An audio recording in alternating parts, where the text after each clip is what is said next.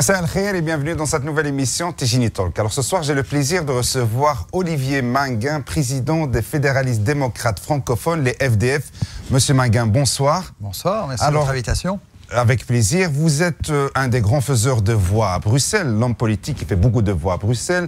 Les FDF, c'est la troisième force politique à Bruxelles avec 12 députés bruxellois.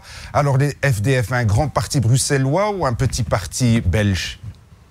Historiquement, la volonté des Bruxellois a fait naître ce parti.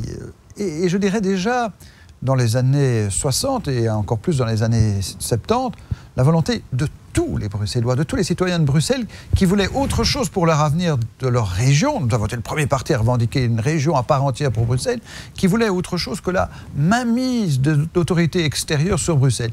Et je crois que nous sommes avant tout un parti de citoyens très libres, en dehors de toutes les structures organisées, de citoyens qui veulent tout simplement que cette région se fasse respecter, bien entendu, et qu'elle soit agréable à vivre pour tous, sans distinction. Alors quand je lis un peu la littérature de votre parti, je découvre que vous défendez essentiellement les intérêts et les droits des francophones dans l'État fédéral. Alors c'est plutôt les droits culturels. Qu'est-ce qui motive les gens, ou bien comment vous pouvez les convaincre à voter, à soutenir le FDF quand on parle de nos jours d'une crise économique, sociale, etc. Aujourd'hui, le FDF, bien entendu, qui s'est considérablement déployé sur le plan de ses convictions, de ses projets politiques, c'est en effet le refus du nationalisme flamand. Je dis toujours que je combats le nationalisme flamand, pas parce qu'il est flamand, mais parce que le nationalisme, c'est la négation de l'autre. C'est le refus de tendre la main à autrui, c'est les discriminations. Et on pourrait voir avec Bart De Wever, ses propos récents, ce que ça signifie le nationalisme. Bart De Wever, le président quand il a mis en cause des populations issues de l'immigration, on voit bien ce qu'est le nationalisme, comme dans toute l'Europe. C'est une menace pour la démocratie et pour le respect des droits de chacun, de chaque citoyen, en ce compris de sa participation à la vie commune. Ça, c'est le premier grand axe des FDF. Le deuxième grand axe, c'est ce que je venais de dire, c'est un parti né de la volonté des Bruxellois de faire en sorte que cette ville leur appartienne, que tous les Bruxellois puissent y trouver un lieu de vie et de travail. Et puis le troisième grand axe, aujourd'hui, c'est plus que jamais le parti du libéralisme social. Alors, il faut bien se comprendre. Qu'est-ce que ça veut dire, le libéralisme? Ça veut dire, et vous le savez, parmi les populations issues de l'immigration, le dynamisme de la création de sa petite entreprise, de son travail, ça fait partie de cet enthousiasme de vivre à Bruxelles. Mais en même temps, il faut une justice sociale. Il faut qu'il y ait une répartition correcte de la richesse produite. Il faut qu'il n'y ait personne qui soit laissé au bord du chemin. Et donc, nous sommes contre ceux qui ne font que du clientélisme pour faire de la dépendance, comme nous sommes contre ceux qui ne font que de l'égoïsme pour rejeter une partie de la population. Vous pouvez citer quelques noms de partis qui font ces deux extrêmes, comme vous les présentez? Est-ce que vous croyez que ceux qui nous entendent nous auront pas compris? Non, mais c'est vrai qu'il y a, chez certains socialistes, pas chez tous, mais quand même chez certains, une tentation de dire « remettez votre destin à nos seuls suffrages et nous serons vos protecteurs éternels », alors que ce n'est pas toujours ça qui se passe. Et chez certains MR, il y a cette tendance, on le voit avec Alain Destex et d'autres, de rejet, de discrimination, de stigmatisation de certaines populations. Même Renders, quand il a dit que l'intégration était un échec, c'est un propos qui n'est pas acceptable.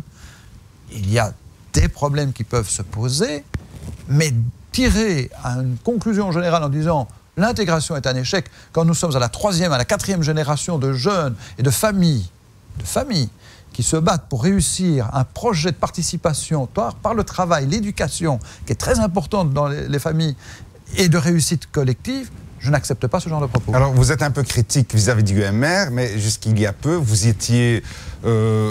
faisiez partie du mouvement réformateur, vous n'aviez pas ce langage. Donc, est-ce que c'est, puisque vous n'êtes plus ensemble, que vous y allez franco? Si, reprenez toutes mes déclarations. Et vous verrez que j'ai souvent mis en garde le MR en disant « Attention, vous manquez un rendez-vous essentiel. Le rendez-vous avec une population qui se passionne pour Bruxelles, comme pour notre pays, au même titre que tout autre citoyen. Et parce que vous êtes dédaigneux à leur égard, vous êtes en train de manquer le rendez-vous avec ces populations. Ça n'a jamais été dans l'histoire des FDF. Vous savez que le premier parti qui a compté un élu issu de l'immigration, en 76, ça remonte déjà à 40 ans, c'est le FDF. Premier parti à avoir un élu issu de l'immigration, c'était un journaliste remarquable du soir, Benatar, qui a été notre tout premier élu. Donc, nous sommes dans une toute autre logique que celle du MR depuis bien longtemps. Monsieur Manguin, vous êtes président des FDF, vous êtes député fédéral, vous êtes également bourgmestre d'une des grandes communes de la région de Bruxelles-Capitale, Woluwe-Saint-Lambert. La 6e dans le classement par ordre d'importance du nombre d'habitants. Et donc vous êtes un parti vraiment attaché, bien ancré à Bruxelles. Et vous avez remarqué, vous avez observé la transformation sociologique de la région bruxelloise avec une forte présence de personnes d'origine étrangère, surtout maghrébins, musulmans, arabes, etc. Je ne sais pas, votre constat par rapport à cette métamorphose de la région? Bien, pas bien? D'abord, la réalité humaine n'est jamais à dénigrer. Ceux qui partent avec l'idée qu'il faut faire un classement entre les bons et les méchants, les mauvais et les acceptables, tout ça n'a pas lieu d'être.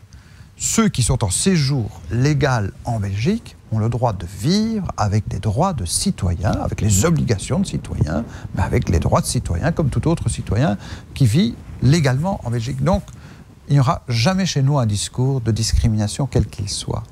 Mais il y a par contre l'exigence commune qu'attendent toutes les populations.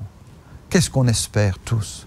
C'est que nos enfants soient mieux que nous, que nos enfants puissent avoir la chance de réussir, notamment par la qualité de l'éducation et de la formation, car ça c'est le vrai capital de la réussite commune, qu'ils puissent se donner un projet de vie personnel, professionnel.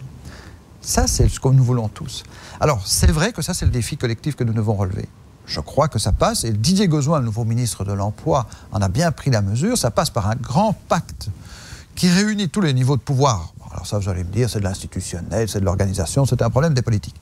Mais pour que les politiques convergent, pour que demain, on réhabilite tous les types d'enseignement en Fédération Wallonie-Bruxelles, et à Bruxelles en particulier, qu'on lutte contre les discriminations à l'embauche, que l'on vérifie comment on peut faire en sorte que l'emploi créé à Bruxelles bénéficie aux populations qui vivent à Bruxelles, car dans certains cas, ne nous le cachons pas, et ce n'est pas propre uniquement à des membres de la population issus de certaines communautés. C'est vrai de manière générale, les Bruxellois sont discriminés pour certains types d'emplois qui sont créés à Bruxelles de manière large. Moi, je ne veux pas commencer à faire des choix ethniques, loin de là. Et donc, fondamentalement, c'est à cela que nous devons travailler collectivement.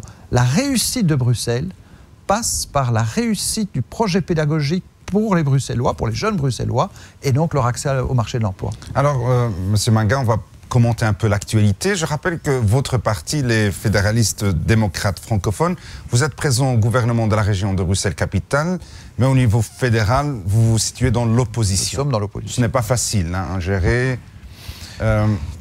Non, ce n'est pas... Enfin, c'est un système fédéral, donc comme dans tous les pays où il y a des niveaux de pouvoir différents, on peut se retrouver dans une majorité d'un côté, dans l'opposition de l'autre.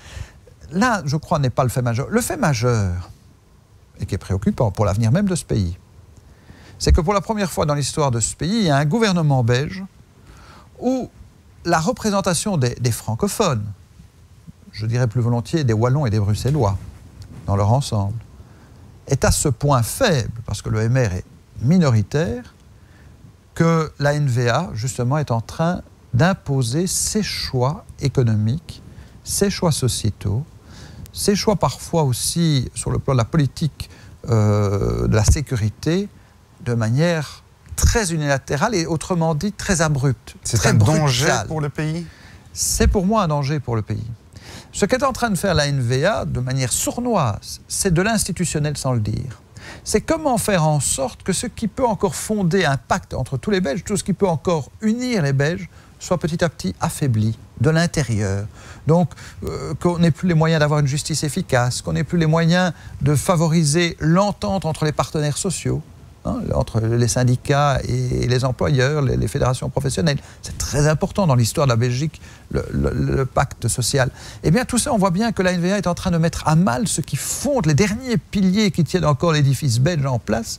La NVA est en train de les saper. Est-ce que vous accusez le MR de jouer un rôle particulier pour faciliter ce travail de la NVA? Le MR a fait un choix de manière assez irrationnelle quand il veut bien penser à son avenir. de privilégier un axe avec l'ANVA, le parti le plus anti-belge, le plus anti-francophone, et qui peut parfois même mettre à mal des acquis démocratiques essentiels. Et il l'a fait par volonté de dire qu'ainsi il allait faire la leçon au Parti socialiste. Alors moi je ne défends pas le Parti socialiste, je lui fais beaucoup de reproches, et notamment sur certaines dérives clientélistes ou certaines pratiques de gestion de public qui me conviennent, mais alors pas du tout. Mais pour condamner cela, fallait-il pour autant aller se mettre dans la gueule du lion, c'est le cas de le dire, de Bart de Wever? Fallait-il à ce point affaiblir l'avenir de la Belgique et des francophones dans leur ensemble? Moi, ce n'est pas mon choix. Alors, je l'ai rappelé, vous êtes un des partis qui forment la majorité du gouvernement bruxellois. Vous êtes bien ancré au niveau local, donc vous détenez le majorat de 3 grandes communes bruxelloises, plus votre participation à plusieurs majorités, plus ou moins 10-11 à Bruxelles, 10-11 communes bruxelloises. Bruxelles, que vous connaissez très bien, on parle souvent ces derniers temps de la montée du radicalisme, de l'extrémisme, de la menace terroriste, de la participation de certains jeunes qui sont nés ici, des jeunes de confession musulmane et qui adhèrent à des thèses extrémistes radicalistes. Votre parti, est-ce qu'il a pensé à ça? Est-ce qu'il a proposé des mesures pour lutter contre le radicalisme et le terrorisme à Bruxelles?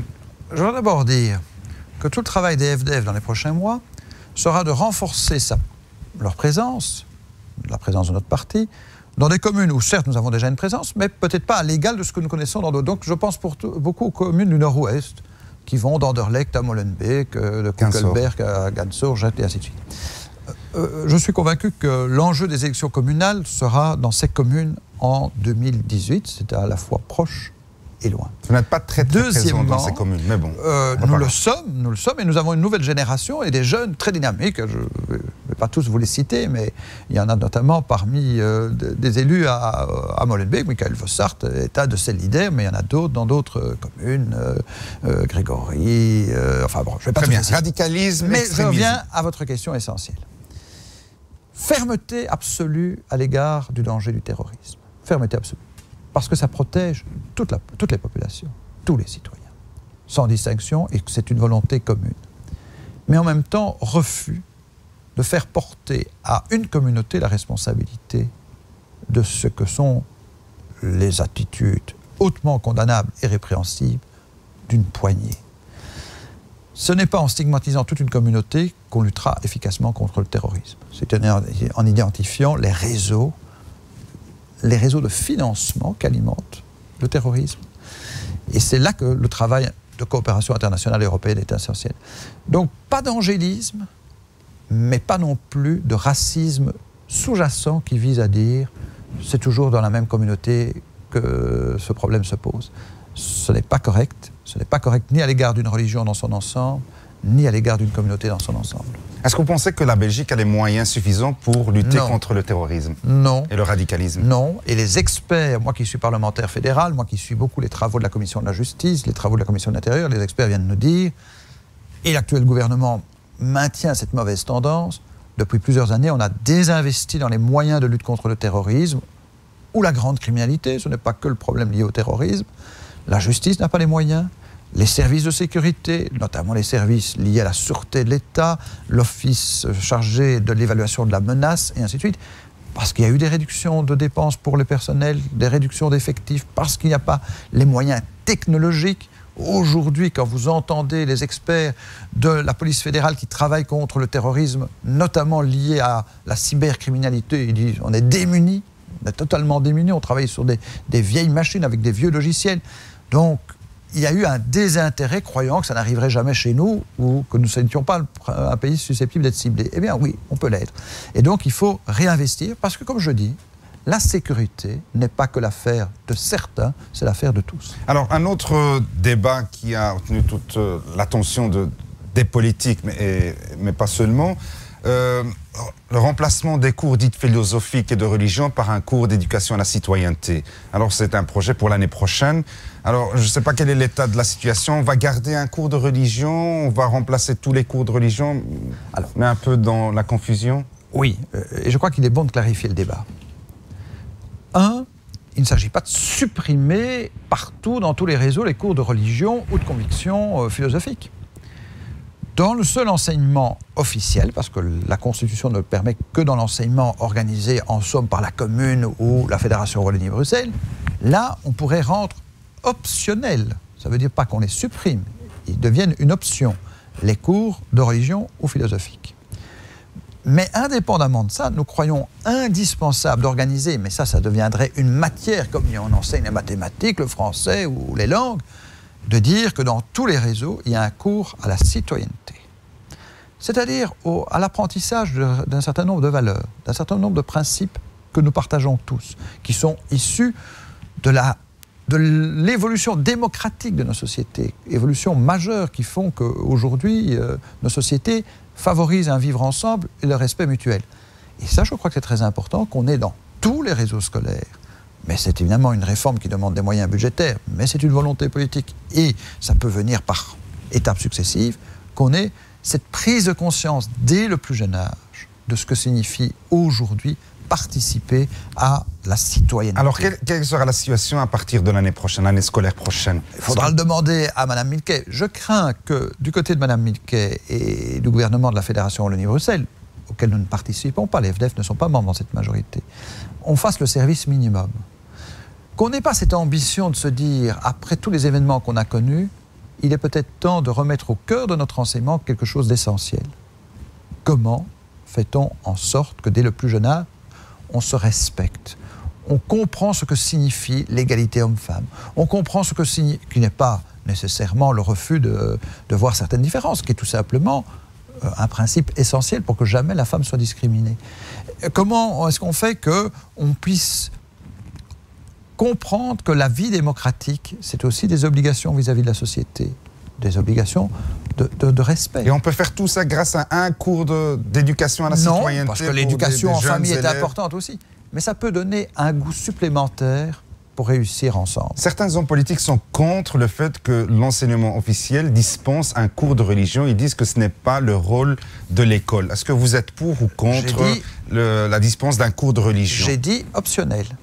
Moi, en effet, je crois qu'il faut garder cette possibilité d'organiser. Alors, ça peut peut-être être à des heures facultatives, un cours de religion.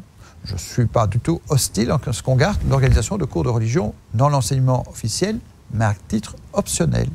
Par contre, je suis favorable à ce cours de la citoyenneté dans tous les réseaux scolaires. Alors, vous êtes député fédéral avec l'une de vos collègues. Vous avez fait une proposition de loi pour reconnaître l'État de la Palestine. Oui. Oui, c'était un débat important et nous avons pris une position très forte dans le parti. Pourquoi est-ce que nous avons voulu ça? Pour une question de justice. Ça ne veut pas dire que nous acceptons tout ce que font certains mouvements palestiniens et bien entendu qu'on a des réserves sur certains aspects.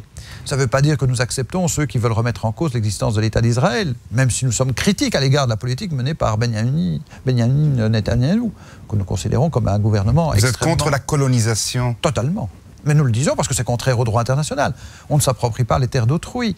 Surtout qu'on sait que c'est la seule manière d'organiser une cohabitation pacifique. Et justement, c'est parce que trop souvent, un certain nombre de décideurs politiques ont considéré qu'il fallait attendre le geste de bonne volonté du gouvernement israélien. Et que nous voyons que ce geste ne vient pas.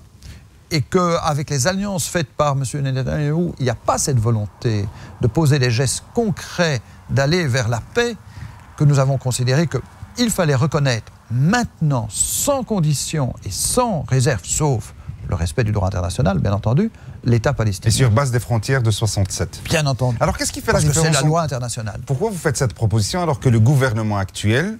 ne l'a pas fait.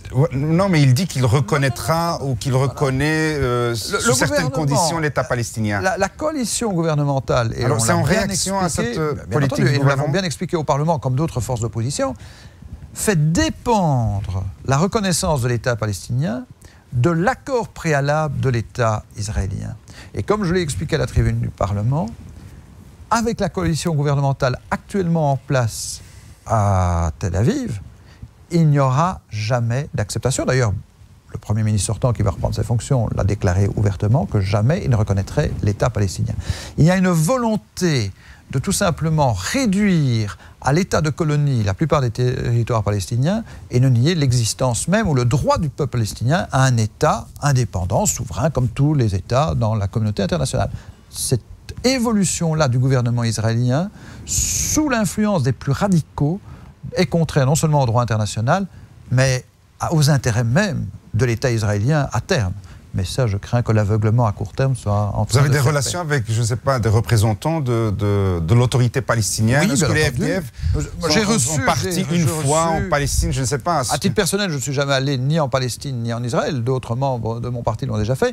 Mais j'ai déjà reçu, bien entendu, des représentants de l'autorité palestinienne et je garde de ces contacts de manière suivie, avec la volonté d'être juste à l'égard de chacune des parties à la cause. Une forte présence de la population marocaine ici à Bruxelles. Vous avez déjà été au Maroc, M. Manga? Oui. Oui, bien entendu. Non seulement sous des aspects plus touristiques, comme la plupart de ceux qui s'y rendent, mais il m'a déjà été donné d'avoir des contacts plus personnels avec des réseaux associatifs. Mais je redis que dans un parti tel que le nôtre, que la notion de citoyenneté, c'est justement dire à un moment donné, non seulement il y a un respect pour vos origines, on ne vous demande pas de vous assimiler, on vous demande de participer à la citoyenneté, c'est une forme d'intégration, c'est-à-dire l'adhésion à des valeurs communes, des valeurs essentielles qui vous protègent d'ailleurs, mais qui est tout simplement une bonne manière de trouver l'équilibre entre ce que sont vos attaches légitimes à vos origines et votre participation à la vie belge, c'est-à-dire à la vie de la collectivité et de la politique belge. Plus attaché au modèle belge de neutralité de l'État ou plutôt à la laïcité de l'État? Alors, le modèle français. La neutralité est un terme imparfait qui ne veut pas dire grand-chose dans la réalité. C'est vrai que nous sommes défenseurs de la laïcité, mais de la laïcité bien comprise. La laïcité, c'est parce que malheureusement en Belgique, on assimile laïcité à athéisme, ce qui est une grave erreur. Je dis toujours aux gens qui parlent de la morale laïque qu'ils devraient avoir le courage de se dire athée ou agnostique. La laïcité de l'État, c'est pas ça du tout. La laïcité d'État, c'est d'abord la protection du pluralisme des convictions philosophiques et religieuses. Vous n'avez pas le respect de vos convictions si vous n'avez pas une autorité qui vous protège. Ça, c'est la laïcité de l'État. Si demain l'État ne prend parti que pour une religion au détriment d'une autre ou d'une conviction philosophique, vous n'êtes pas protégé dans votre pluralisme de pensée. Donc, c'est très important de protéger la diversité. Et puis, la laïcité de l'État, c'est dire aussi à chacun, vous avez des convictions fortes, respectables, mais parfois, au-delà de vos convictions personnelles, il y a des valeurs communes. Il y a des principes qui sont communément admis par tous, parce que c'est la manière de se respecter. Alors, vous n'êtes pas tenu. Si vous êtes de conviction ou d'attachement à certaines religions, vous n'allez pas accepter l'euthanasie, vous n'allez pas accepter l'avortement. Et bien entendu que personne ne va vous contraindre à avoir recours à ces pratiques médicales si vous ne voulez pas y recourir. Mais en même temps, vous devez admettre que d'autres, par conviction personnelle, fassent ce type de choix. C'est un respect mutuel. C'est ça la laïcité de l'État. C'est comment respecter les convictions de chacun dans la diversité. Alors, vous êtes troisième parti à Bruxelles, 12 députés bruxellois, ce n'est pas rien, c'est quand même un chiffre très important, un groupe très important aussi.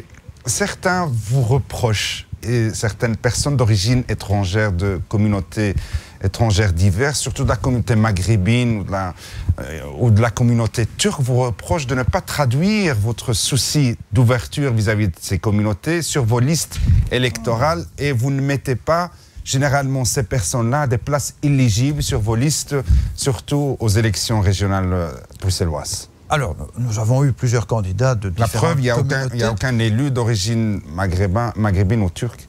Oui, c'est vrai. Là, on en a déjà eu dans le passé, mais c'est un travail à reprendre. C'était peut-être une exception, c'est le passé. Non. Normalement, ça doit se confirmer, se renforcer avec le temps, ce qui n'est pas le cas. Nous ne le cachons pas. Moi, je sais très bien ce que je dois faire comme président de parti pour favoriser cette évolution.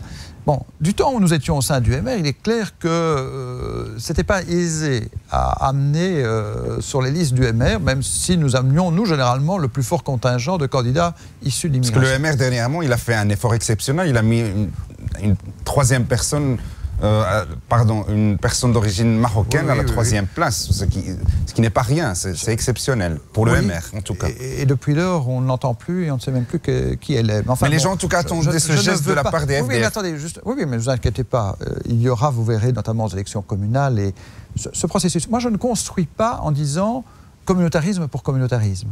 Je construis avec des personnes d'abord de conviction, parce que la personne dont vous parlez, elle a Elle a été faire son nid au MR, tout simplement, pour se faire donner une belle place sur une liste. Mais ça, c'est pas ma manière de travailler. Moi, je travaille avec des gens de conviction. Nous avons beaucoup de jeunes issus de l'immigration qui ont des fortes convictions FDF. Ceux-là seront demain aux responsabilités encore plus en vue, notamment au niveau local, et après ça, ils émergeront au niveau régional. C'est comme ça que je préfère construire. Moi, je ne vais pas dire, je cherche à acquérir dans un autre parti une vedette issue de l'immigration pour dire, vous voyez, il y en a une, on en a une. Non.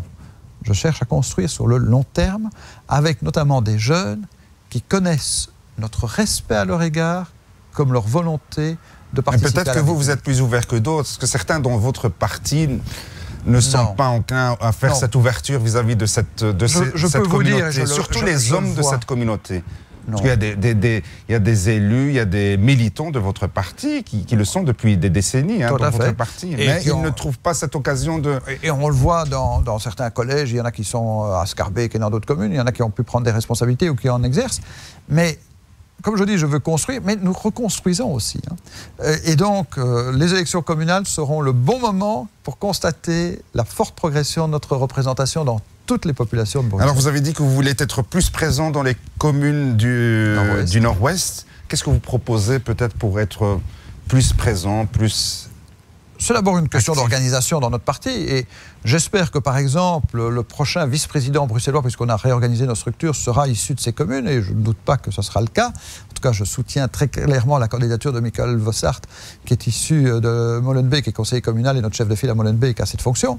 Mais c'est une fonction et au-delà de ça, il faut travailler davantage. C'est un travail de terrain. Je leur dis toujours, et je serai à leur côté, comme Didier Gauzoin vient de faire une conférence avec les jeunes FDF du nord-ouest de Bruxelles sur les thèmes de l'accompagnement à l'emploi de tous les jeunes issus de l'immigration. C'est un travail de terrain. Pourquoi? Vous savez, moi, je ne vais pas aller dire aux gens, grâce à moi, vous allez avoir un emploi. Ce ne serait pas honnête. Et je sais que certains partis, notamment le Parti socialiste, et parfois d'autres, quand ils sont au pouvoir, disent, venez à notre permanence, vous aurez un emploi. Quand je reçois des gens, je dis, moi, je ne crée pas d'emploi. Je peux vous faire en sorte que vous connaissiez les possibilités d'engagement, que ce soit dans le secteur public ou le secteur privé, mais ce n'est pas moi qui prendrai mon téléphone pour dire, je vous impose pour que vous ayez un emploi.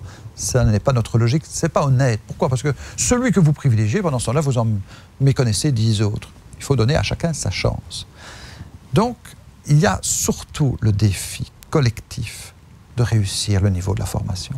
Et c'est vrai que, par exemple, dans les communes du Nord-Ouest, le nombre d'écoles est insuffisant. Quand on voit qu'il y a certaines communes qui sont totalement impréparées à faire face au choc de la progression démographique de Bruxelles, ben c'est des communes qui n'étaient pas nécessairement gérées par nous, loin de là. Et il y a des communes qui ont été passives par rapport à cela. Alors on tente de rattraper. Mais quand vous n'avez quand même pas des bâtiments pour accueillir les enfants qui doivent être en âge de scolarité, ça pose un vrai problème dès le plus jeune âge. Même les classes maternelles. Moi, je suis par exemple pour... progressivement, je ne dis pas qu'il faut faire ça en une fois, aller vers l'âge de 3 ans pour déjà amener les enfants à l'école de manière régulière, constante. Pourquoi? Parce que c'est la plus grande chance que vous donnez. Vous savez que l'avenir scolaire d'un enfant, il se joue dès le plus jeune âge. L'obligation scolaire à 5 ans, c'est bon pour vous? Nous avons été les premiers défenseurs de cette idée, mais même... Donc vous rejoignez Joël Milquet sur ça? Joël Milquet nous rejoint, ou d'autres nous rejoignent. Même à partir de 3 ans, nous disons, nous. Pas tout de suite, ça doit se faire progressivement parce qu'il faut adapter notre capacité d'accueil. Donc l'obligation scolaire à 3 ans? Oui. Tout l'avenir de la réussite d'un enfant sur le plan de la scolarité se joue à cet âge-là. Un enfant qui ne peut pas commencer à cet âge-là à maîtriser la langue de l'enseignement, s'il va dans la filière francophone, s'il n'a pas cette capacité de pouvoir acquérir la première compréhension de la langue, il risque d'avoir un grand problème au cours de son parcours scolaire. Donc il faut vraiment aider le plus jeune âge. C'est à cela que nous allons travailler dans le Nord-Ouest. Nous voulons changer dans la plupart de ces communes. Quand je vois la controverse entre Mme Skepmans et Moureau, qui ont été ensemble pendant tant et tant d'années au pouvoir, tout ça est indigne. Pendant ce temps-là, on ne s'occupe pas des problèmes des Molenbeekois, des aspects de sécurité, des aspects d'accompagnement de la petite enfance, des aspects d'accompagnement des chômeurs. Il y a mieux à faire que de savoir qui du PS ou du MR peut prétendre à devenir bourgmestre à Molenbeek ou dans d'autres communes. S'occuper des problèmes des citoyens au quotidien, au concret, pour réussir ce que nous réussissons dans la gestion de nos communes, là nous sommes au pouvoir, que ce soit Bernard Clairfaillier à Scarbeck ou moi ou Didier Gauzoin, des communes agréables. Un dernier mot, Olivier Minguin, à la communauté arabo-musulmane qui vous regarde ce soir. Confiance. Bruxelles est une ville passionnante par sa diversité et par son unité. Vous savez ce que les Bruxellois ont toujours été dans l'histoire? Des gens qui n'acceptaient pas l'argument d'autorité, qui n'acceptaient pas ceux qui venaient leur dicter leurs lois. Et je crois qu'il y a au plus profond de tous les habitants de cette région et de cette ville une telle passion pour Bruxelles que jamais ils n'accepteront que Bruxelles soit soumise à quelque autorité extérieure. Alors confiance en qui? Et donc, confiance à l'égard de tous les citoyens, de tous ceux qui aiment et qui veulent que Bruxelles soit une ville où on a le plaisir de vivre. C'est ce que je vous souhaite, c'est ce que je nous souhaite. Merci beaucoup Olivier Minguin, président des fédéralistes démocrates francophones des FDF, député fédéral, bourgmestre de la commune de Woluwe-Saint-Lambert. Je vous remercie pour cet entretien. Merci de votre invitation, c'était un moment bien agréable. Quant à moi, je vous dis ma salama et à la prochaine, Inch'Allah. Salama.